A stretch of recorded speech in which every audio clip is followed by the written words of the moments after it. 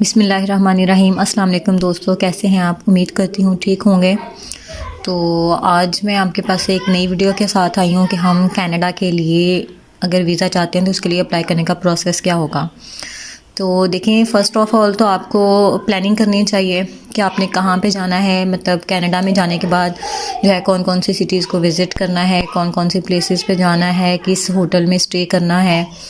तो उसके हवाले से आपको पूरी इन्फॉर्मेशन होनी चाहिए। कम से कम 3 माह पहले आप जो है उसकी प्लानिंग करें, उनका प्रोसेस करें, वहाँ पे अपने रहाइश का, रहने का, घूमने फिरने के लिए और किस ट्रांसपोर्ट को यूज़ करेंगे, इस किस्म की तमाम चीज़ें जो है प्री प्लान कर लें। उसके बाद आता है अप्लाई करने का प्रोसेस। तो अप्लाई करने के लिए सबसे पहले तो आपको जो है वो कंप्लीट था कम टू कनाडा क्वेश्चनायर। आपको सबसे पहले जो है वो एक, जब आप ऑनलाइन नेट में आएंगे, इंटरनेट में आएंगे, तो आपको जो है वो कनाडा के लिए जो इनकी ऑफिशियल साइट है वो ओपन करना होगी। वेबसाइट ओपन करेंगे तो वहाँ पे आपके सामने एक फॉर्म आएगा, क्वेश्चनायर आएगा कनाडा के बारे में। तो आपने जो है उसमें अपने पर्सनल रेफरेंस कोड वगैरह देकर उसको फिलअप करना है, अपनी पर्सनल इन्फॉर्मेशन सारी देनी है। ठीक है, उसके लिए आपको जो है वो अपना रेफरेंस सर्टिफिकेट जो है वो क्रिएट करना होगा, अपनी प्रोफाइल रेडी करनी होगी।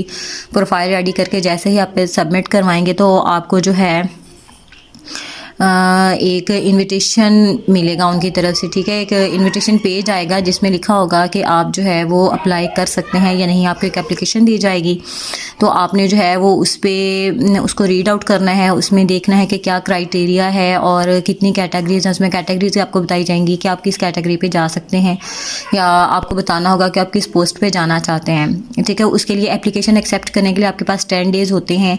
मतलब कि उसके अंदर कुछ होंगे रूल्स एंड रेगुलेशंस होंगे जो आपको पढ़ना होंगे, जिनको जो है वो फुलफ़िल करना ज़रूरी होगा। रिक्वायरमेंट्स होंगी कुछ ना कुछ, तो उनको देखने के बाद जो है वो आप डिसाइड करेंगे कि क्या आपने जाना है कि नहीं जाना। अगर जाना चाहते हैं तो आपके पास 10 डेज़ होते हैं उसको एक्सेप्ट या डिक्लाइन करने के लिए। अगर आप उसको एक्सेप्ट कर लेते हैं तो उसके बाद जो है आपको अगेन 20 डेज़ मिलते हैं एप्लीकेशन को फिलअप करने के लिए और सबमिट करवाने के लिए। देखें, पहले 10 डेज़ मिले हैं आपको जस्ट उसको एक्सेप्ट करने के लिए, सोचने के लिए, देखने के लिए कि आया कि आप इन तमाम रूल्स को पढ़ लेने के बाद सेटिस्फाई हैं, जाना चाहते हैं, या इरादा बदल रहा है। अगर आप ओके हैं तो उसके बाद आपको 20 दिन मिलेंगे उस फॉर्म को फिलअप करने के लिए और सबमिट करवाने के लिए। जब आप वो उस 20 दिनों में अपना कंप्लीट कर लेते हैं टास्क, उसको फॉर्म को फिल कर लेते हैं, तो आपको $230 जो हैं वो पे करना होंगे। और साथ में आपको एक रेफरल कोड मिलेगा एम्प्लॉयर के थ्रू, जिसके थ्रू आपने जाना है। ठीक है, जब फ़ी पेड हो जाएगी, आपकी फ़ीस चली जाएगी, तो उसके बाद जो है आपको एक एम्प्लॉयर नंबर दिया जाएगा। जिस तरह से हम अपना कोई अकाउंट बनाते हैं ना, जैसे व्हाट्सएप अकाउंट बनाया या जैज़ कैश अकाउंट बनाया, तो हमें जो है वो एक रेफरल कोड, एक कोड नंबर सेंड कर दिया जाता है जो हमें अपने तक महदूद रखना होता है। इसी तरह से आपको जब आप फ़ी पेड कर देंगे तो उसके बाद जो है एक रेफरल कोड जो है वो सेंड कर दिया जाएगा। उसके बाद जो है upload all supporting documents including police and medical.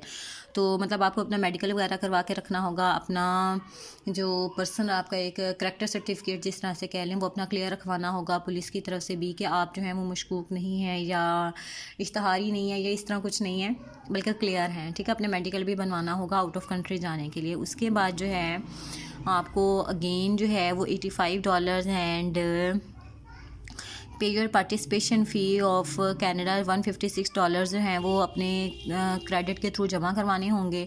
और साथ में $85 मज़ीद होंगे जो आपके अदर वर्किंग के होंगे। ठीक है, उसके बाद जो है और हो सकता है कि फ़र्दर प्रोसेस के लिए कभी जो है वो आपके मज़ीद अदर डॉक्यूमेंट्स भी पूछे जाएं, कभी आपकी जॉब के हवाले से, एक्सपीरियंस के हवाले से, या any other documents like this. ठीक है, उसके बाद जो है आपको वर्क परमिट एप्लीकेशन दी जाएगी। उसके लिए आपको 56 डेज़ का टाइम दिया जाएगा उसको फिलअप करने के लिए, उसको कंप्लीट करने के लिए, उस पर सोच विचार करने के लिए।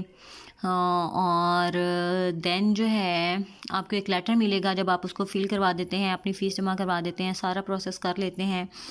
तो उसके बाद आपको जो है वो एक लेटर मिलता है। वो लेटर जो होता है वो आपका जिस तरह से हमारा एक जॉइनिंग लेटर होता है किसी भी जॉब के लिए, इसी तरह से आपका ये लेटर होगा आपके एक्सेप्टेंस का कि आप जो है वो मतलब कनाडा जाने के लिए एलिजिबल हैं। तो आपने जब जाना है तो आपको एयरपोर्ट पे भी और फर्दर नेक्स्ट भी उस लेटर को साथ लेके जाना होगा। ठीक हो गया।